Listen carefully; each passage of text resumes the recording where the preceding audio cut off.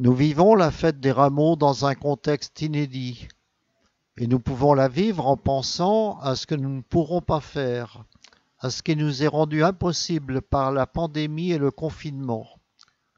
Mais nous pouvons aussi essayer de vivre ce temps particulier comme la possibilité de vivre autrement la fête, en pensant à ce que nous pouvons réaliser de manière nouvelle. Cette année, nous ne pouvons pas avoir de rameaux bénis, ces rameaux que nous accrochions dans nos maisons. Rappelons-nous que la bénédiction que Dieu nous accorde est d'abord pour nous. Je dis cela parce que la deuxième prière proposée dans le missel pour bénir les rameaux parle surtout de nous et dit « Augmente la foi de ceux qui espèrent en toi ».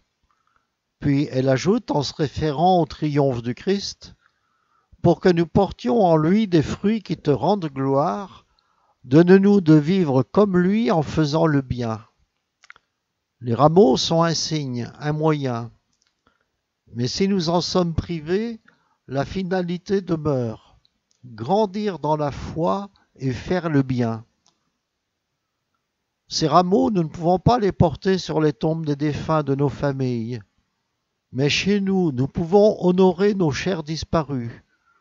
Nous pouvons évoquer leur histoire, sortir leurs photos, et nous pouvons surtout prier pour eux. Je vous invite à aller voir sur le site Reflet d'Église la démarche et la prière qui sont proposées. Cette année, nous ne pouvons pas entrer en procession et franchir le seuil de l'Église.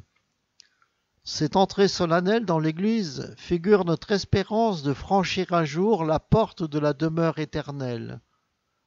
En fêtant le Seigneur Jésus qui entre dans Jérusalem, la cité sainte, nous essayons de symboliser la joie qui sera la nôtre d'être introduits un jour dans la cité de Dieu. Mais nous pouvons vivre d'autres passages, plus intérieurs.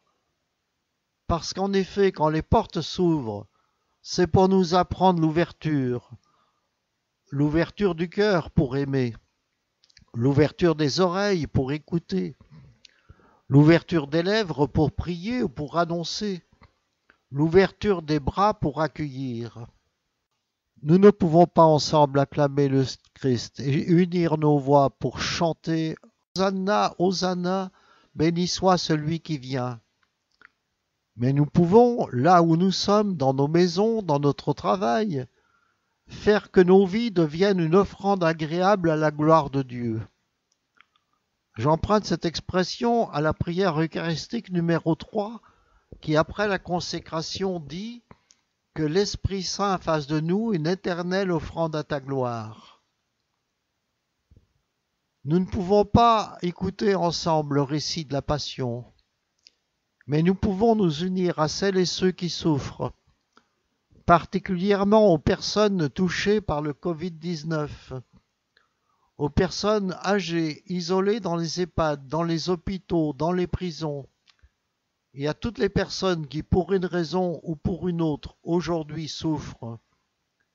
Nous pouvons bien sûr penser aussi aux soignants et à toutes les personnes qui prennent soin des autres.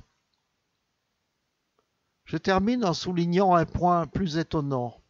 L'acclamation, quand nous chantons Hosanna, nous fait ajouter « Béni soit celui qui vient au nom du Seigneur ».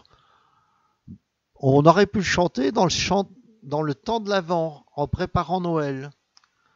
Et en effet, les thèmes de notre liturgie rejoignent ce temps d'attente et d'espérance.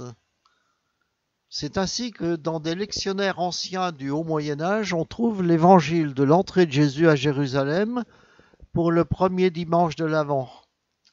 Cette référence à l'Avent peut surprendre, mais en même temps nous apprend pourquoi nous avons fêté Noël. Pourquoi nous avons fêté la naissance de Jésus? C'est parce qu'il est notre Sauveur, celui qui vient au nom du Seigneur. C'est dire qu'on peut, en acclamant Jésus qui entre à Jérusalem, célébrer l'avenir, fêter à l'avance notre propre entrée dans la Jérusalem céleste.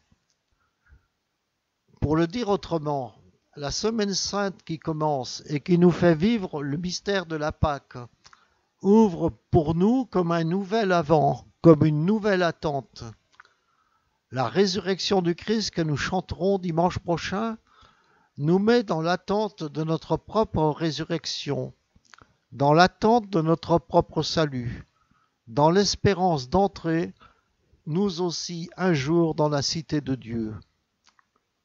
Donc vous voyez qu'actuellement nous vivons une épreuve et nous pouvons simplement espérer des jours meilleurs, mais nous pouvons espérer beaucoup plus. Nous pouvons espérer une vie différente, une vie renouvelée, une vie en Dieu.